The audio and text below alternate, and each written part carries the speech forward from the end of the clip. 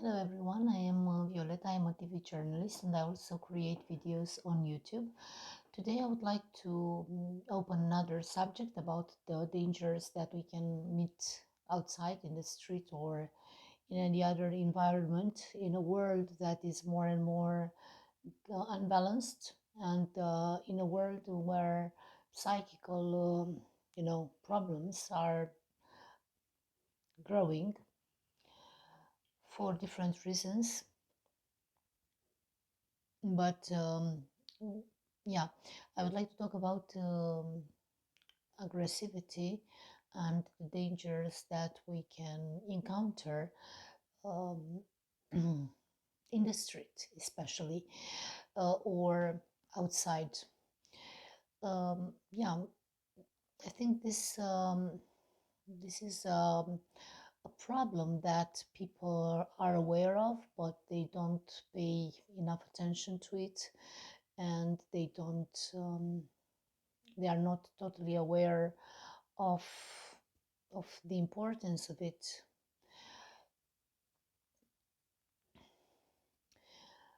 What I'm talking about is the incidents that can happen while you are outside, um, during the daytime or in the evening or at nighttime. No matter where you are, maybe you live in a city or you live in a small town or in a village.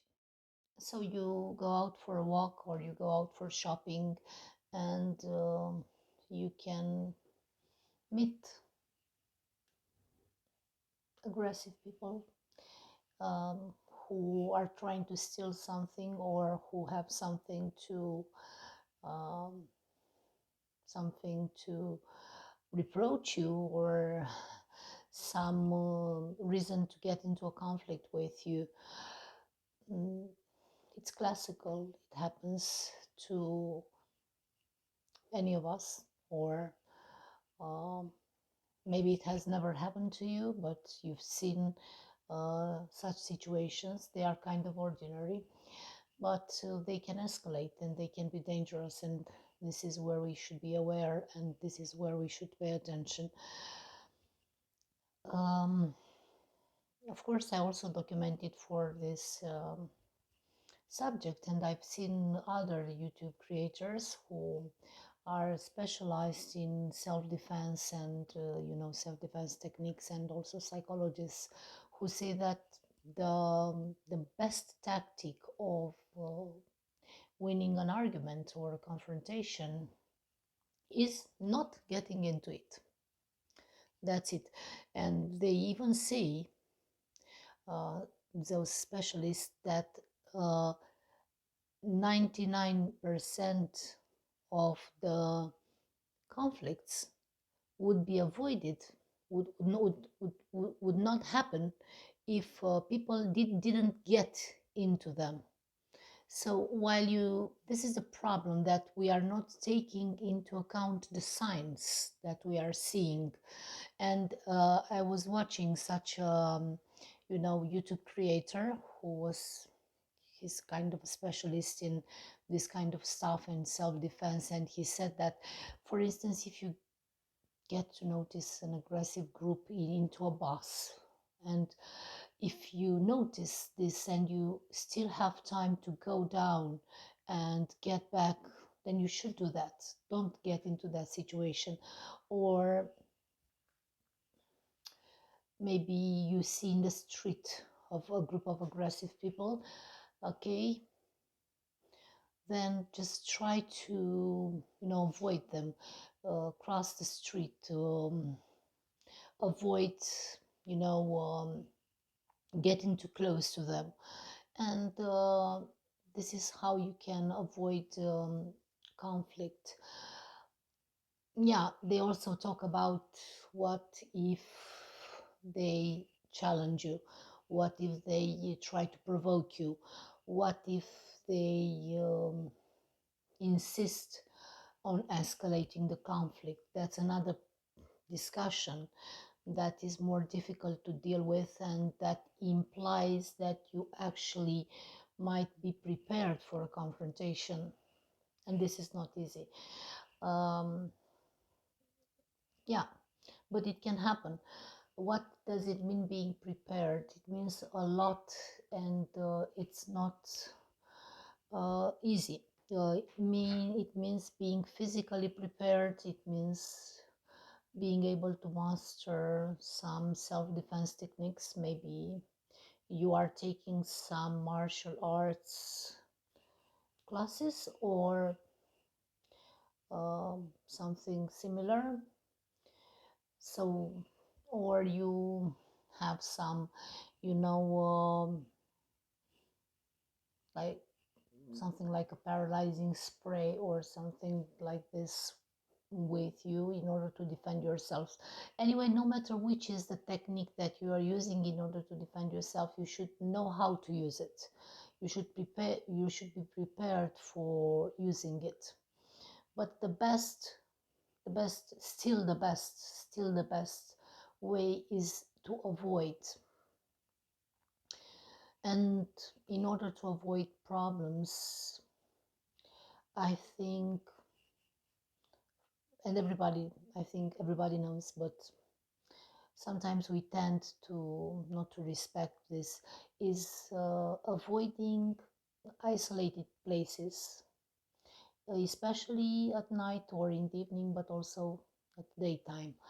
Also avoiding, you know, traveling, walking in the street late at night, because there are fewer people in the street and you can be in danger and subject to such people or groups of people who are, you know, they find their best moment to, you know, to develop their criminal activities at night. Yeah. Um, so avoiding the situations is the best thing. And also a third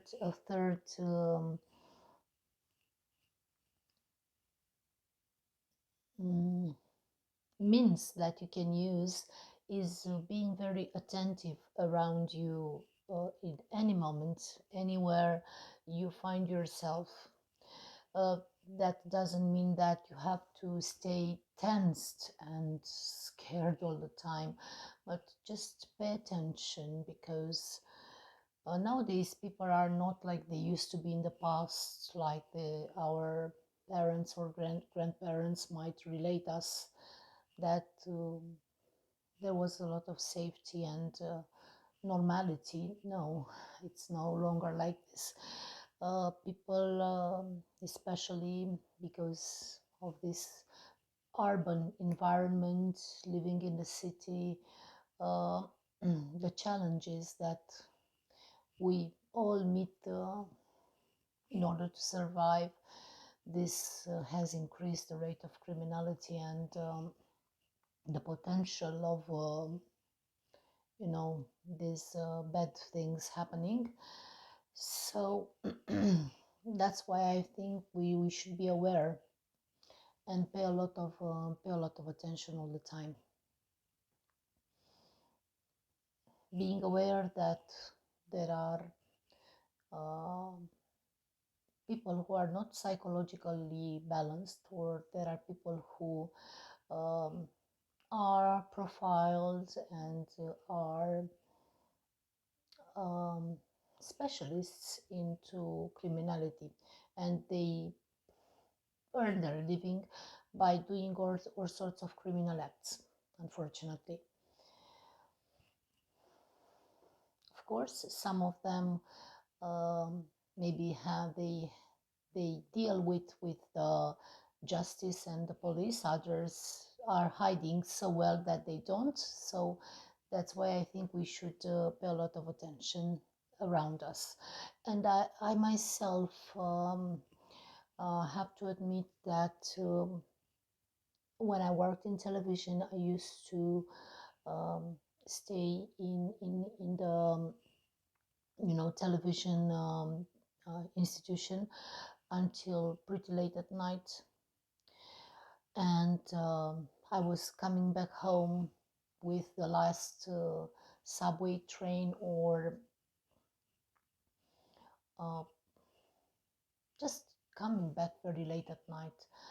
And um, the way from, you know, the subway station to my house, it was about 10 minutes if I walked fast.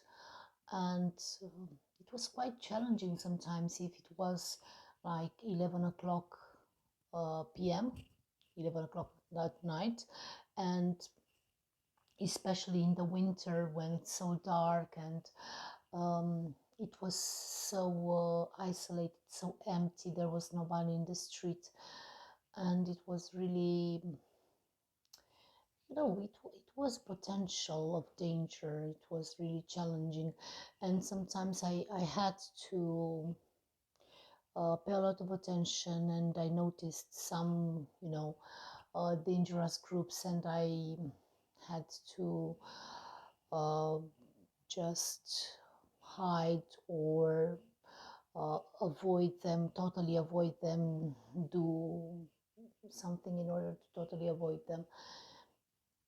Now that I live in a more quiet, you know, area, I still notice that um, these dangers are still there, especially if you, for good reasons, you need to get out to buy something from a non-stop market, or just, yeah, to get out, maybe around 10 o'clock p.m., and you can be subject to such dangers.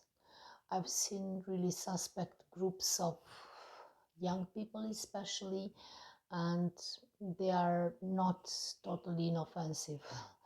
Actually, they can be really dangerous. It's really sad to see that young people who are maybe less than 20 years old, they are still teenagers. They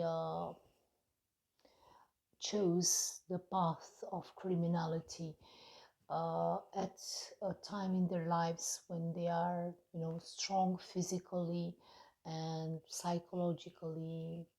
Okay, maybe they might have dealt with some issues in their families. I don't contest, deny that. But, anyways, so it's really sad to see that when they are at the peak of their strength, they choose to invest all the power that they have into this really sad and harming and dangerous path. But it's true, they do that. Actually, unfortunately, they do that. And the model comes from their families, but the choice is theirs. The choice is theirs. So pay attention. See you in the next one. Goodbye.